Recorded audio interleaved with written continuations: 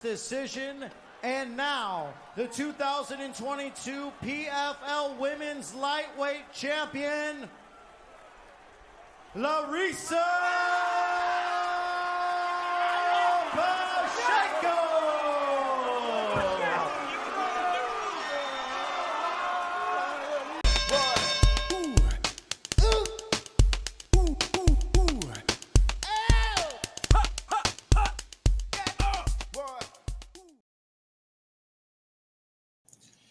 You already know what time it is. This is Art of MMA. I'm Mike Ginn. That's professional kickboxer Brandon, the mechanic Cuttino.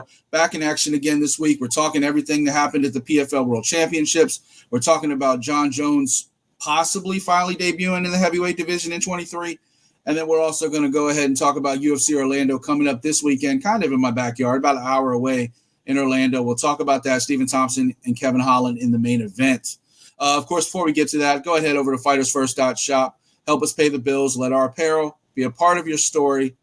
FightersFirst.shop. Of course, I'm rocking the brand new Shorty Torres, Chicago born and bred. He's got the Art of MMA shirt on there, so you can't go wrong. Support all the fighters, support the brands.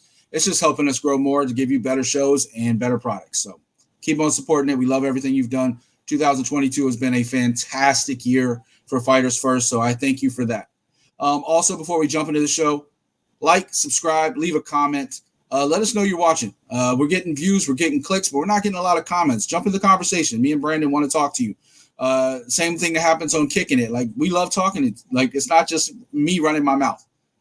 Brandon and I like talking to you. So leave a comment. Let us engage with you. Let us know you're involved. That said, Brandon, we got an action-packed show today.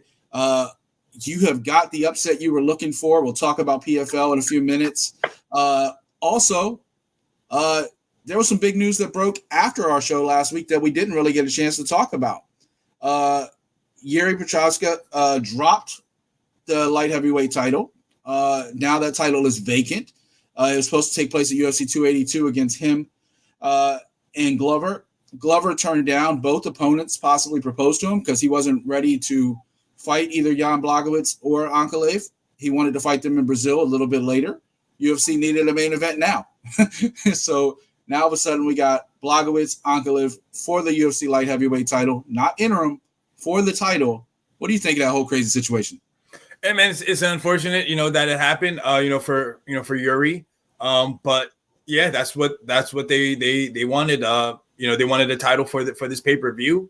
Like I said, I think Glover wanted Blachowicz, but I think because I guess Blachowicz maybe did have a title shot before or something, they didn't want to give it to him right then and there. So that's why they wanted him to fight Ankalaev. But again, like Glover's like, hey, I need to change my camp up for him. Give me till January. But he's a lefty. Yeah, but they were like, no, we need a title fight now. Yeah. I mean, hey man, kudos to Ankalaev. Like say, we kind of figured that he was next in line. He gets his title shot, and I'm pretty sure, whoever wins this fight, Glover will probably be next. Anyway, and then Yuri will get his chance, whenever he comes back. Well, props to Yuri not holding up the division. He knew he had a devastating shoulder injury. Look, he's like, I'm dropping the title. I'm not going to, no interim title, no nothing. I'll work my way back. But props to Yuri for not holding up the division like some champions do when they get hurt. But he did. He dropped the belt. Glover didn't want to fight Jan on 2 weeks' notice or 3 weeks' notice. He wanted to fight him in January, and he wanted more time for Ankalaev because it's a lefty-righty matchup that he had to plan for. Glover, at this point in his career, is very strategic in the people he fights and how he fights. So, you can't rush him into a fight either at, 43 now? Glover, he's up there. So he needs time to prepare as well. So it ends up working out. Blachowicz, former champion, gets another shot. Ankalaev gets his first shot. And then Glover will get the winner. And then if Yuri, hopefully healthy by the end of 23, he can get the winner of that. So hopefully it all works out that way. And the other bit of news coming out of the Henry Cejudo, Aljamain Sterling never-ending world is just yesterday that Ali Abdelaziz said that Henry Cejudo is fighting Sterling next, that UFC's never lied to him, and everybody involved from Sean Shelby to Nick Maynard all have said Henry's next. He's finished his 6 months of USADA, he's finished all this stuff. It's just a matter of whenever Sterling's ready to fight, because he's coming off his last fight. He's still in his time off. When Sterling's ready to go, it's him and Cejudo. Not Sean O'Malley, not anybody else. It's going to be him and Cejudo. So I do actually hope that comes to play, because I didn't really think Sean O'Malley earned it with that last victory. Yeah. Is this the fight that needs to be made, him and Sterling and Cejudo?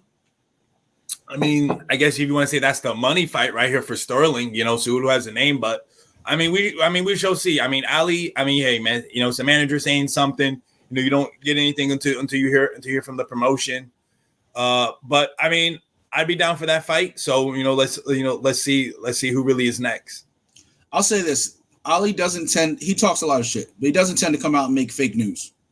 Like when he says something's going to happen, usually it kind of does. So I wouldn't be surprised if it actually does come to play sometime early in the spring. I don't know, maybe February. I don't know. We'll see. Whenever Sterling's ready. Yeah, I mean, because I think he said that he didn't want to come back till June. Well, that's a long layoff, because that would be what, 9 months? Yeah, that's a little much to hold up a division 9 months. I know he's coming off a neck surgery last year, and then he fought Jan, and then he fought TJ. But I think like maybe spring might be more reasonable. If you lay it off that long, then at that point, I wouldn't even be mad if UFC had an interim title fight. You know how I feel about interims. So, yeah, let us know. Leave a comment. Does Henry Cejudo deserve the next shot? I mean, he left as the champ. He might deserve to come back as the champ. We'll see. But leave a comment. All right, let's jump into the show, Brandon. Right off the bat, 2022 PFL World Championships. Main event was Kayla Harrison versus Larissa Pacheco. Also had Brendan Loughnane versus Bubba Jenkins, Ante Delia, and Matthias Scheffel, among a number of other fights, including Aspen Ladd making her promotional debut, and the return of Marlon Moraes, which unfortunately went the way I kind of thought it might. But that said, we're not going to waste your time. We're going to jump right into the main event. Larissa Pacheco knocks off Kayla Harrison. And Brandon, this week you went 4-2 and I went 2-4. And we arguably could have been 3-3 if Kayla had won. And I'm going to tell you right now, I'm happy to be 2-4, because if the judges had given Kayla that decision, I would have been right there with you with MMA judging. They got it, in my opinion, they got it right. Before you jump on the whole happy bandwagon, tell the fans at home what happened in this fight. Yeah, no, it was a good fight. It went back and forth. Kayla Harrison, to me, in my mind, she won the first round. I'm sorry. Yeah. I'm sorry. No. Yeah. I think no. I'm sorry. I think Larissa took the first round, and then Kayla took the second. Basically like they went back and forth. I mean, every round was close. Yeah. Actually, no. It was the other way around. You're right. It was Kayla first. I think Larissa took the second. Then Kayla took the third, and then I think Larissa took the fourth, and then I think she took the fifth. Like that's how I had it. 3 rounds to 2. Well, all 3 judges had it. Harrison 1 and 3. And Pacheco 2, 4, and 5. Yep, exactly. That's how I had it. That's why I had to think about it for a second. Yeah, because I mean, hey man, the fight started out how we thought it would be. Standing up, we all kind of thought Larissa would be better, which she was. But then what happened was, she got close to Kayla. Kayla was able to trip her, got on top, controlled her right then and there. And then, like, the only thing I didn't really kind of like was, I mean, I get it, it's the commentating team. Kayla's kind of the home, the home girl. Just the poster child. Yeah, the only thing I didn't like was that, right? Because it was really Randy. Randy Couture was really trying to say, Larissa's tired over here. But in my mind, I'm like, nah, Kayla's the one tired because in that third round, when Kayla got Larissa down, she was just standing, she was just chilling there. She was just not moving. She wasn't trying to pass. She was just trying to recover and catch her breath. And that's why Larissa was just on the bottom, was just doing work. Like she didn't really care. Like she was being more active. And yeah, man. And then I want to say really kind of towards the 4th and 5th round, she was stopping those takedowns. Kayla could not take her down anymore. And Larissa, of course, man, was just throwing those bombs, man. Those right hands were coming, nailing her, catching her, hitting her with uppercuts. I mean, it was beautiful, man. It was a great fight. Shout outs to both ladies. Like I said, Kayla did do her thing, to make it an exciting fight. But this time it was Larissa's night. They are 2-1. So I mean, I could see them running it back. They're gonna run it back next year. They have to. Yep. But you had a really good point, and this is one thing I actually wanted to mention. every time Pacheco threw a punch, it was with menace. It was with violence. And it looked like Harrison was punching with pillows on her hands. Like she was just a little like tap, tap, tap, tap. It didn't look like her punches had a point other than just to throw them. She actually reminded me, and I'm not even trying to be funny, she reminded me of Roy Nelson. You remember when Roy Nelson got on top of Kimbo Slice and he was just like tap, tap, tap, tap, tap till the ref stopped it because there was no crucifix. Yep. Because there was nowhere Kimbo could have gone anyway. That's kind of what like Kayla was doing. Like she was just like, especially when she had crucifix, she had top full mount. She had a lot of positions on Pacheco. And she just didn't look like she was hurting Pacheco at all. She just looked like she had positions. She wasn't doing any damage. And you could just clearly see it. Like the first round, Kayla came out and did her thing. She landed some good shots. She got good ground and pound, good mount. But what you saw was also Kayla being able to use her legs, which she didn't do in the first two matchups. She's definitely evolved her jiu-jitsu to the point where she could defend herself and keep Kayla out of that full mount for a while. For a long time, Kayla was in full guard because Kayla doesn't, for her part, 12 fights in her career, 13 fights in her career. She doesn't know exactly what to do when she doesn't get her way. She has a game plan and it's like locked.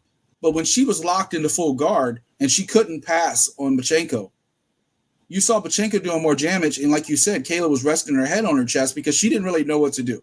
She didn't know how to use her legs to get like free. There was one point in time where I think Kayla could have got a really good arm triangle on Pacheco and she never switched her legs over. And then it got up against the cage and there was no room. And it's not that Harrison didn't have opportunities in this fight. I just don't think Kayla knew what to do. And I just don't think she had the experience that Pacheco has in certain situations.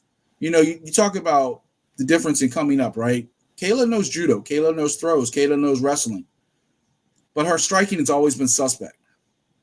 Pacheco started off the other way. She comes from Brazil where they're, born and bred jiu-jitsu from birth, but she was a striker that learned jiu-jitsu from training with some of the best in the world. And she also did some different camps this time to like elevate herself. I think this time you saw the evolution, and I don't think this rivalry is over. Pacheco said herself, they're going to fight 2 more times. They're going to break the tie, she's going to win 3 and Kayla's going to have 2. That's the way she put it. And I don't think they'll fight that many times, honestly. I just don't see it. I also know that the end of this next season, or the end of the next year, after I think it's like 2 more fights after this one. Mm-hmm. She had 3 going into this one, 2 left. She's a free agent again with no matching ability. PFL can't match the contract, whatever. So I think at the end of this year, if PFL isn't one of the top 2 promotions, not top 3, top 2, if they don't pass Bellator, I think Kayla's gone. And they'll match her up with other people she can run through if she doesn't fight Pacheco, if Pacheco wants to go in the tournament again. But we don't know, right? Because they got the pay-per-view model coming out. There's a lot of things coming out. Before we go to talk about the next fight, which was exciting as well, what do you think? What did you think about their first pay-per-view? I mean, it was fine. It was fine. Like I said, I kind of really thought it was like a normal, production, but it was still good. Thought it was fine. Good fights. Yeah, I like the way they did it. And then it felt like UFC to me, to be honest, which was a compliment. They did all their prelims, and then they switched over to pay-per-view, starting off with the Rob Wilkinson fight. So I like the way they did it.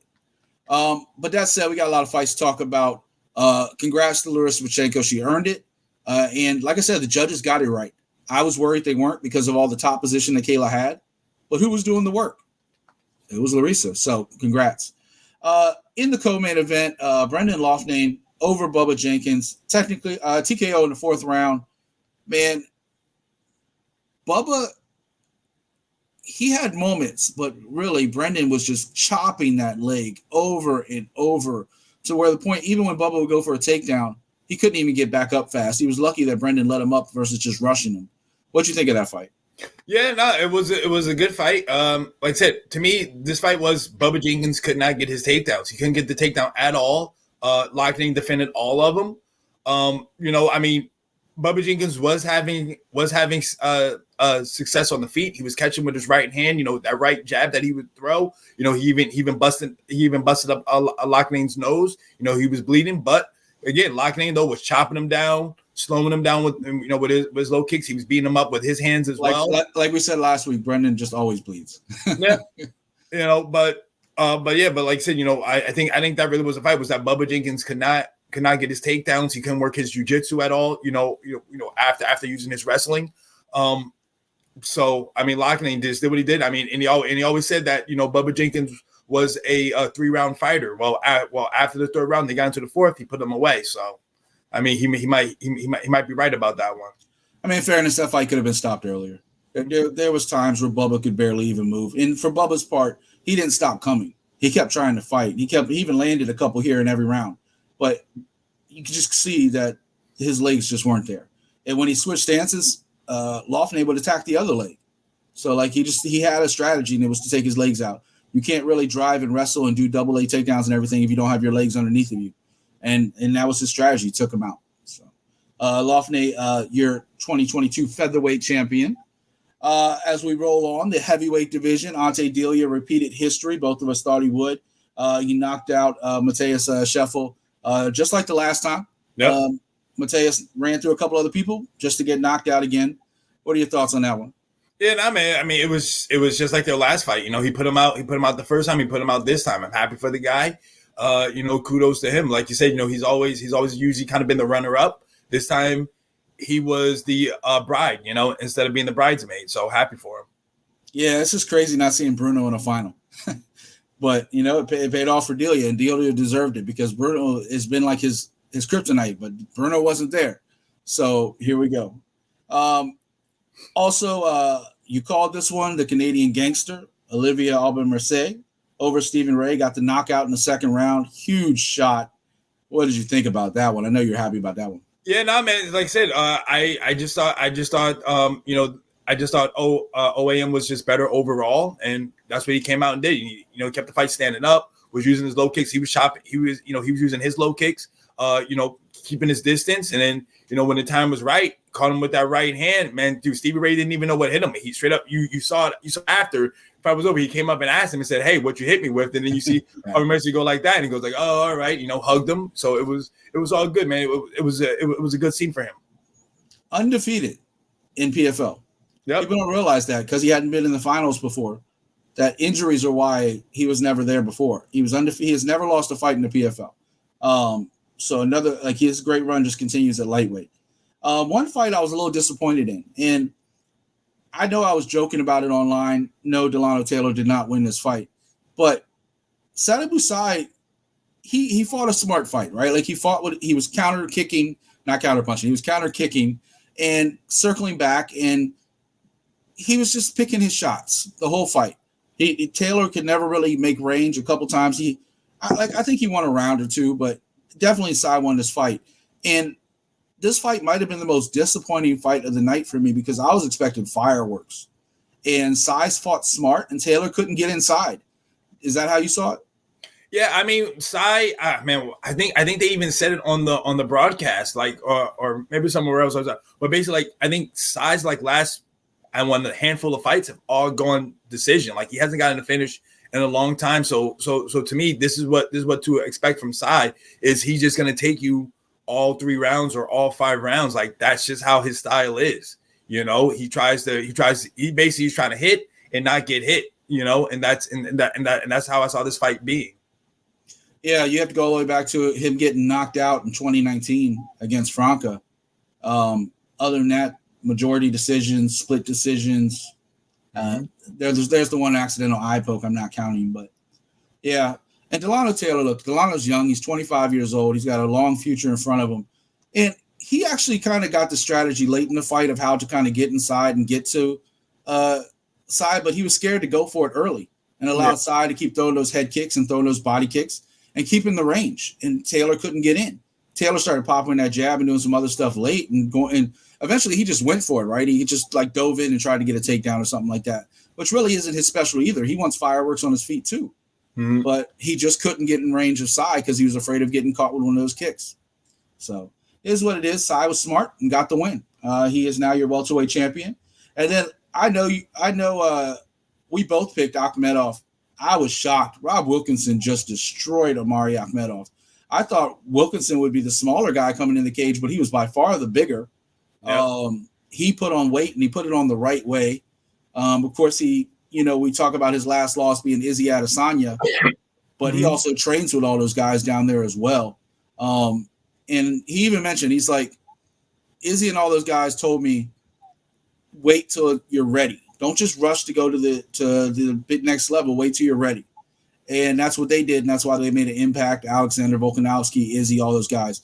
And Rob Wilkinson, man, he had a great season, and he just destroyed Akhmedov with those shots. Though I will say he's lucky he didn't get disqualified, because a lot of people haven't talked about it. The knee at the end of round 2, that put Akhmedov down for good came after the bell. Clearly after the bell. Now, Akhmedov was already out from the uppercut and everything else he hit him with. But if you look back at that film, the knee came after it, and nobody has said a word. And I'm surprised Akhmedov's camp didn't cry about it. But, I mean, like I said, it wouldn't have changed the decision if the fight had gone on, because he was getting destroyed. What are your thoughts on that whole fight?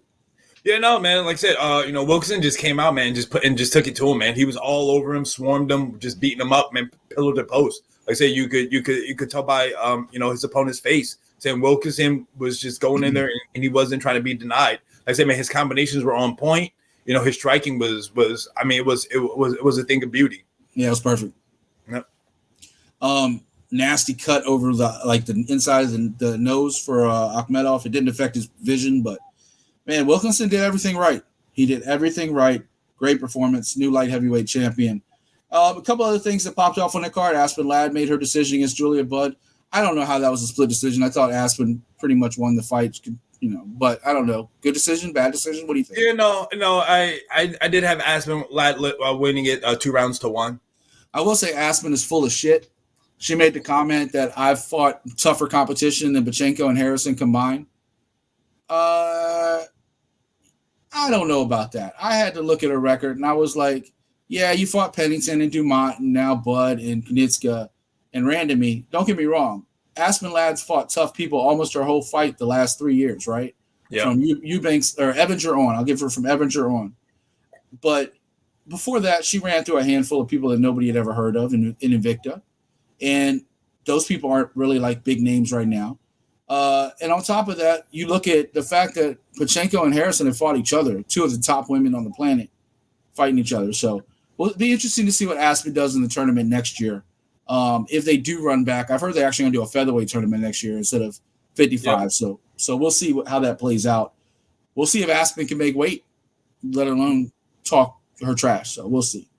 Also on that card, Marlon Moraes made his return. Got dropped in the third round by Shayman Moraes. That was, of course, supposed to be the Shane Burgos fight. I don't think I just think Shane would have dropped him sooner. I think at this point, Marlon probably should have retired when he had the chance. I know money talks in a sport where you got to feed your family and everything else, but Marlon Moraes hasn't been the same guy in a long time. He doesn't have the chin he used to have, and he's always exciting until he gets caught. Mm-hmm. One that made me smile because I think this might be finally it. Nathan Schulte put Stevens to sleep with that arm triangle. And this is the thing that caught my eye. As they were holding, like in the middle of the referee holding up the arms and stuff. Yep. You saw Stevens taking off his wraps, taking off his tape. Jeremy, is it time to go bare knuckle? Is that why you're taking off all the wraps? Is it time? Magomed Kamirov, once again, dominant performance over Gleison Tebow. Ditch over Corginas, big knockout and flyweight for the women. And then Ali's grandson, Biagio Ali Walsh, with a big knockout over Tom Grassier. Brandon, before we move on, any other highlights on that card? Like, what were some of your highlights? What was the best fight on the card for you besides – I'm not even going to give you the Pacheco choice. What was the other best fight of the card for you? Yeah, no, it definitely was the Lockney Jenkins fight. Saying that was a good fight as well. Like I said, that was excitement. Guys were standing, and then of course the OAM victory. That was a good one as well at lightweight. Yeah, I'll throw in. I was joking about it, but I also throw in Nathan Schulte because Schulte for the last couple seasons, like he was a two-time champion. People thought, oh, maybe his time has passed. Man, he looked really good against Jeremy Stevens. in all aspects, striking, submission, grappling. He looked really good, and like some of those injuries might finally be a thing of the past. So leave a comment. Let us know what you thought of the PFL World Championships. Brandon, we're moving on. Battleground is back for our 100th episode. We have to have Battleground. The big news coming out this week, Jon Jones, UFC 285. We're talking about possibly Francis Ngannou if Ngannou resigns and is healthy enough to go. If not, we're talking Curtis Blaydes as a backup option. What do you think of this? Does this mean Stipe is probably retired and not coming back? Does this mean that they're just tired of waiting on Stipe? What's the deal? I mean, either way, I actually like the Curtis Blaydes matchup. I know a lot of people don't like Curtis Blaydes as a fighter, but to me, man, the guy is good. Like he, to me, is top 5 at least. You know, man, he could really be top 3. But I'm saying the dude can wrestle you. And also too, man, he's got some striking. He's got some hands. The Tom Aspinall fight didn't go the way how people wanted it. It sucked for the injury, but I mean, before that though, he was taking it to people. So I like it. I mean, the Stipe thing, man, to me, this is all about same thing. How it is with Stipe is the same thing. How it is with Ngannou, man. Is that dude? People want to get paid out here, man. And to me, the UFC is not trying to give Stipe the money that he wants. Stipe is fine with that. He loves what he's doing, being a fireman and everything like that. I think he's got 2 kids now, so I mean, he's loving life anyway, regardless. So I really don't know what that means. Like I said, I don't know what Ngannou is going to be up to because, like I said, I think his contract is over at the end of this year. So we're basically resign him. Yeah, exactly. So we're waiting until 2023 to really see what's going on with him. But yeah, I mean, who knows, man? I know Jon Jones is always saying that, hey, man, I'm ready to go. But it seems like he doesn't have the dancing partners, so we just got to wait and see, I guess. Yeah, so UFC 285 is on March 4th. That would be over 3 years from his last fight with Dominic Reyes in February 2020. So there's a couple things. And the topic of discussion for this Battleground is, will Jon Jones be champion in 2023, heavyweight champion? And the reason why I started off with how you felt about it is because of this. We don't know what Jon Jones is going to look like in 2023. He's been off for 3 years. He's 35 years old now. He'll be almost 36 by the time he'll still be 35, but he'll be almost 36 by the time 285 comes around. We talk about Stipe. Stipe is 40 years old. He doesn't need to fight anymore if he doesn't want to. He's got a legacy as one of the best heavyweight champions that we've seen in the UFC. Came along during a time with Kane and Junior Dos Santos and all these guys, and he was the one left standing. Daniel Cormier, he beat twice. So Stipe's legacy, love him or hate him, is pretty much set in stone. He doesn't need the Jon Jones fight as much as the Jon Jones needs somebody like Stipe to get a heavyweight title shot. But now it looks like the UFC is skipping all that because they want to get Francis Ngannou to re-sign, right? What's the one fight Francis Ngannou wanted before? Jon Jones. Before he was even champion, Jon Jones. And they couldn't offer Jones and Ngannou enough money to do it. They both wanted like $8 million or something like that, and UFC's like, we're not paying that much for a fight. Now they're in a situation where the heavyweight division is kind of being held up. For one, Ngannou only fights like once a year anyway, so it's not being held up that much. But he is a free agent at the end of December, I believe December 17th. If somebody else has better information, leave a comment and correct me, but I think it's December 17th that his contract is done. That said, there has been talks recently. I've seen different news sources saying they have been talking.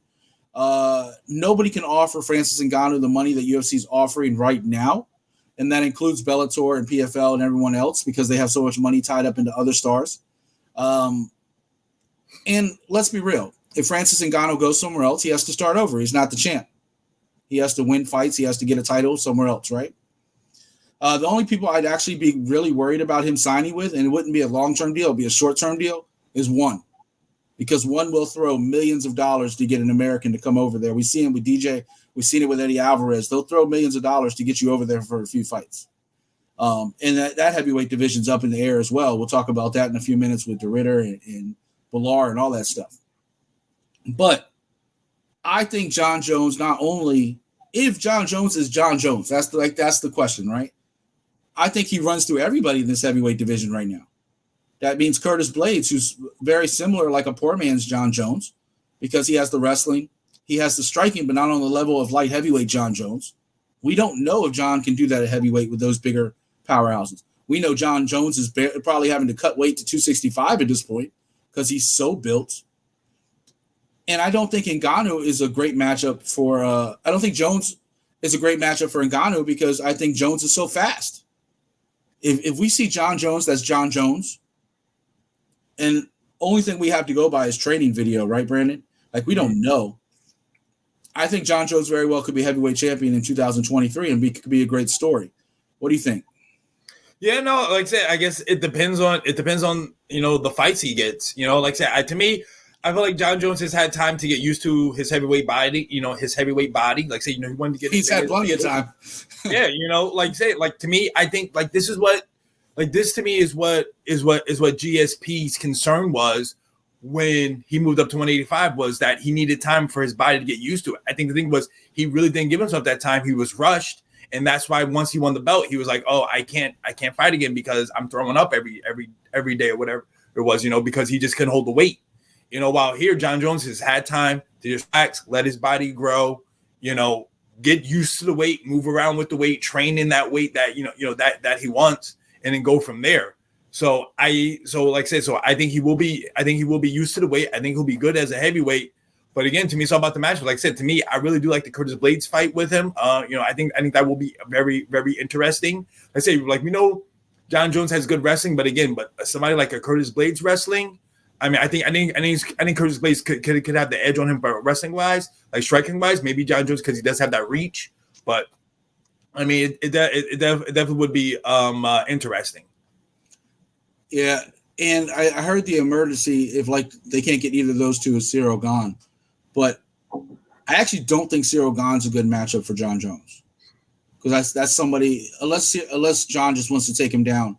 But I think Jon wants to put on a show. I think he wants to come back and put on fireworks, remind people who he is. And we've seen that before where he starts raining down these elbows and doing all kinds of highlight reel stuff. So if we get that Jon Jones, we're going to have fireworks in 23. If we get the Jon Jones that just does what he has to do to win like he did against Dominic Reyes and Thiago Santos, then he might not have the impact at heavyweight that he thinks he is. But, yeah, I think Jon Jones will be heavyweight champion in 2023. Yes or no? Heavyweight champion? Man, I just don't know what's going on with Jon Jones. You know what? So I'm gonna say no. I'm gonna say no. Since the background's different, I'm gonna say no. All right, cool. Leave a comment. Let us know. Jon Jones, heavyweight champ. As you can see, folks, we are trying to engage you. We want you to leave comments. That's why I say that, not just to hear Brandon speak. I love Brandon. He's my homie, but I want to hear you guys speak too. Yeah. All right. Last segment of the day, Brandon. In my backyard, UFC Orlando. UFC Orlando headline. I mean, it's a stacked card for a December fight night card. UFC Orlando headlined by Stephen Thompson and Kevin Holland. Kevin Holland was flirting with retirement. He said there was only a handful of people that he'd come out to fight. Thompson was one of them. So we are getting that fight. He doesn't have to get worried about getting taken down. It's going to be a straight up, probably striking fest. I'd laugh my ass off if Stephen Thompson just comes out and takes him down because Thompson does train with Chris Weidman. So I would not be surprised. Yeah, I wouldn't be surprised if he just comes out and straight up takes him down. But that said, that's the main event. We got Brian Barberena and Rafael Dos Anjos in the co-main event, along with a number of other great fights we'll get to. But we're just going to go ahead and jump off main event. Brandon, Stephen Thompson, Wonder Boy, Trailblazer Kevin Holland, a.k.a. Big Mouth. Who takes this one and tell me why? Man, I'm going with Wonder Boy, Stephen Thompson. Like I said, man, to me, if this is a striking battle, to me, Stephen Thompson is the better striker. I will say that probably Kevin Holland does have more power, but Stephen Thompson's tricky, man. It's hard to get in on him. I mean, it could be like a Anthony Pettis fight where basically, like I said, Stephen Thompson was basically lighting up Anthony Pettis, but then somehow Anthony Pettis had caught him with a Superman punch, and then Stephen Thompson went out. Something like that could happen, but I'm just going with Stephen Thompson. Like I said, I think he'll be able to control the range with his side kicks, use his jab, and just go to work, man. Spinning back kicks, put on a show for the people. I want to say Stephen Thompson, but I don't know which Kevin Holland's going to show up. The one who had a resurgence in 2022 when he bounced back with wins over Oliveira and Tim Means, stopped both those guys in the second round, or the one that just got ran through by Chimaev. But Chimaev's got wrestling. like if this is a stand-up fight, Kevin Holland's got a chance.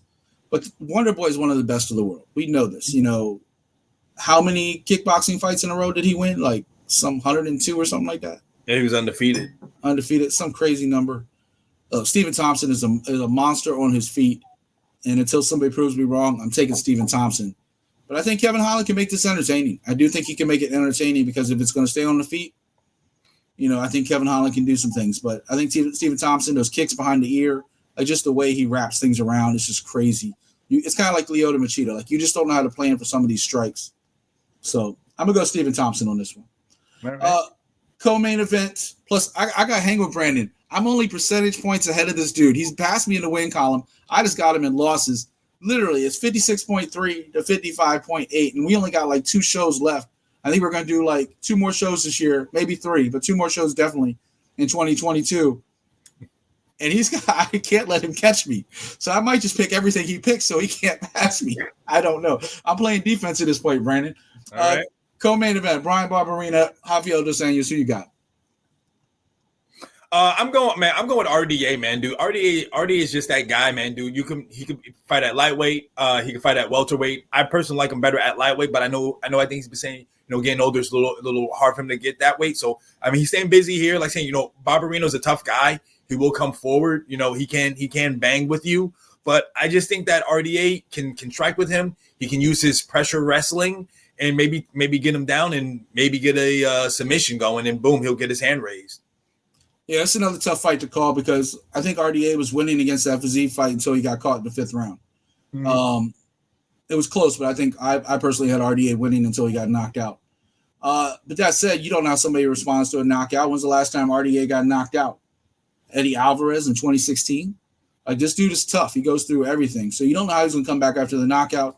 Barberena with 3 straight wins. Coming most recently, Robbie Lawler, who he knocked out.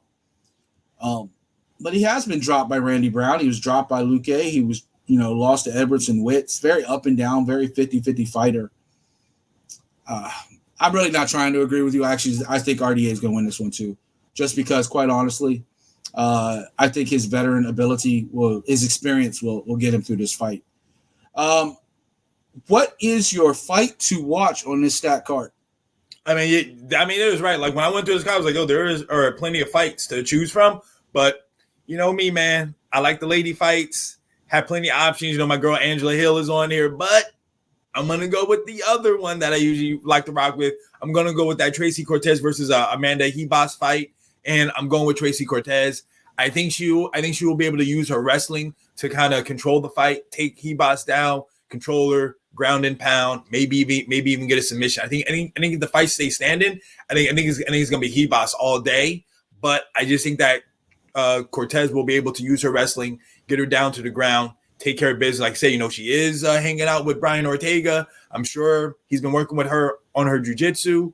So, you know, you could see a submission in this one. I mean, now let's not sleep on Rivas' wrestling ability and stuff as well. But that's going to be a tough fight because Cortez kind of escaped by the decisions the last couple times. That's going to be a tough fight. My fight pick of the night is another ladies fight, opening the night up. Yasmin Jauregui, 9-0, Estela Nunez, 6-3. And I continue to say this. You saw fireworks in the first fight with Jauregui, very back and forth fight with Lucindo. Awesome fight with Lucindo. But you saw the level. Like, Lucindo had her moments, but you saw the level of Jauregui. You saw how skilled and accurate in her punches right down the middle. She trains with Brandon Moreno and all those in Tijuana. She's a very talented fighter. She's been UWC champ. She's been a star at Combate Global. And here she is now in the UFC, the biggest stage of them all. And I think Estela Nunez is just another stepping stone on her way to that 15-pound contendership. I expect by the end of 23, I think Jauregui is going to be in the top 10, if not further up, because of how good she is. I could see her jumping up very fast. Maybe not like Hamzat fast, but I could, because she doesn't talk the shit that he does. But I could see her jumping up very quickly in that rankings because of just how skilled she is. So I'm taking Yasmin Jauregui in that one to go 10-0. Brandon, before we get out of here, I have to run down this card. And when I mean stacked for a fight night card, I mean stacked. You're talking about Matheus Nicolau versus Matt Schnell. You're talking about Tai Tuivasa versus Sergey Pavlovich. Roman Dolidze versus Jack Hermanson. Eric Anders versus Kyle Dawkins. I'm not done. Nico Price versus Philip Rowe. Angela Hill and Emily Ducati. Clay Guida and Scott Holzman. Mike the Menace, Michael Johnson versus Mark Kesey. Darren Elkins versus Jonathan Pierce.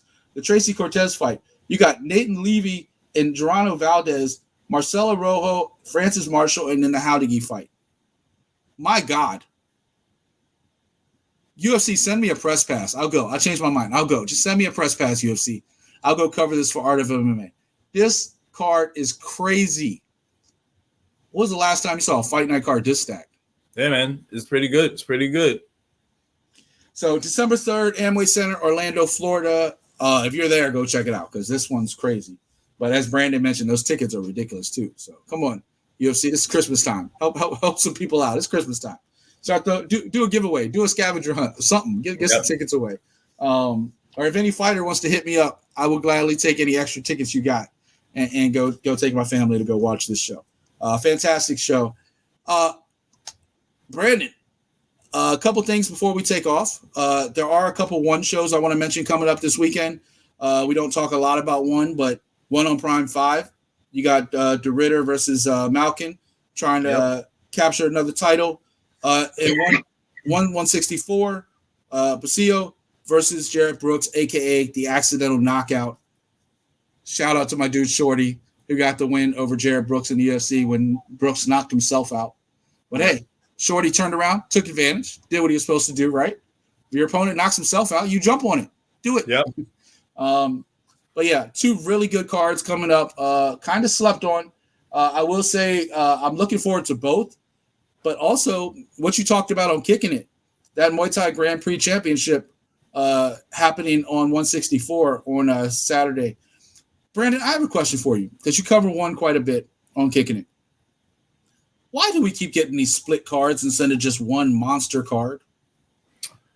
I think because I want to say that they have the one card for Prime and then the other one is for like everybody else because so basically the one on Prime is at our time, so which really means it's the morning for those fighters, while the other one is usually at their time at night, so those guys get the normal sleep and everything like that. So I think it's just about kind of satisfying both crowds. You know, you got your local people where they get to fight at night, and then you got their Amazon Prime card, which is for us, you know, in the stateside. I think they're missing an opportunity because for real, if I look at the card on Prime, which other than the De Ridder Malkin fight for the light heavyweight title, there's nobody else on the card you recognize. But if you look at the 164 card, besides the Muay Thai stuff that's going on, even the main event, somebody like Jarrett Brooks with UFC experience, somebody that people can recognize. Brandon Vera's on that card against Ali Akbara, another name that the American audience could recognize. I feel like they kind of got these cards a little mixed up. If you're going to do a 164, then I think that should be a lot of the great Asian fighters. And if you're doing one for the American audiences on Amazon Prime, because let's be real, that's who that's for, right? Mm-hmm. Then you should put more fighters the Americans are going to recognize. Obviously, you want the title fights, but I think they missed the boat, especially not having Brandon Vera on that card. Or even the Muay Thai Championship, because that's a big event that really showcases what else one does. I think one does that better than anybody, showcasing all these different kickboxing and Muay Thai and MMA. They really are a mixed martial arts combat promotion, and I really love what they do. So hopefully they have another great weekend. Check them out. That'll be on Amazon Prime and YouTube and everywhere else that one showcases their fights. Brandon, any final words this weekend before we get out? Episode 100 in the books. Yeah, man. Just like I said, we just celebrate Thanksgiving here in the stateside. So again, like Mike kind of said in the beginning, man, we are thankful for you guys. Again, like I say, like, subscribe, comment, man. Let us know, what it is that you're liking, what is that you're thinking about the shows, what is that you're thinking about the MMA headlines that are happening. it's like say, just let us know. And of course, check out FightersFirst.shop. We definitely are thankful when you guys are buying shirts. The mechanic collection. Yeah, so please, keep on doing that. Like I say, it's holiday time, so let's say you're looking for a gift for somebody, hook them up with one of the best shirts out there. All right, and yeah, that's it, man. Hopefully, my picks will go well, and I can keep on catching up on Mike. Well, you only got one pick. It's up to Tracy Cortez whether you make any ground up this week, and it's up to Yasmin Howdegui whether you make up any ground this week. Yeah. So this might not be the week for you, Brandon. You might have to wait till the next pay-per-view coming up next week. But this week we might be on the same page for a lot of it. I am in this to make correct picks, not just to make Brandon picks. So we'll see. Okay. I was close to taking Barbarina, but I just couldn't convince myself to say the words. I was like, nah. I'm an RDA fan. I'm gonna stick with RDA. All right.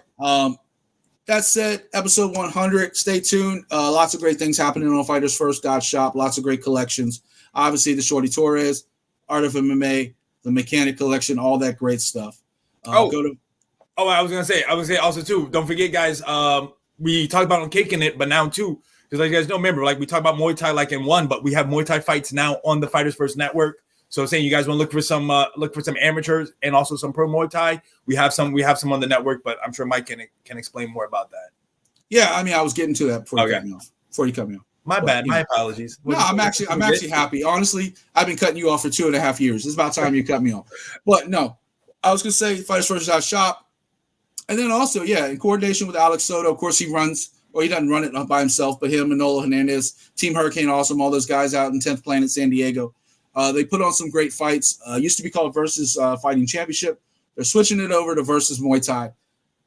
We have one right now, as I speak. There might be more coming soon. We have one fight from the Versus One card on the show on the network. We have most, including the $10,000 Grand Prix from the second one.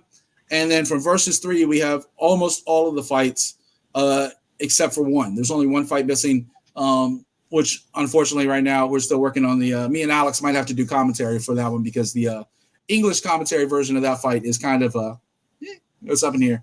It's somewhere in the universe. But that said, if you like full fights, you like free fights, you're watching Combat Sports television show right now or YouTube show. Who doesn't like fights? Free fights, full fights, exciting fights, some knockouts, some decisions, some amateur and some pro. Versus Fighting Championship used to be called. Now it's Versus Muay Thai. That's right here on the network. Of course, Kicking It.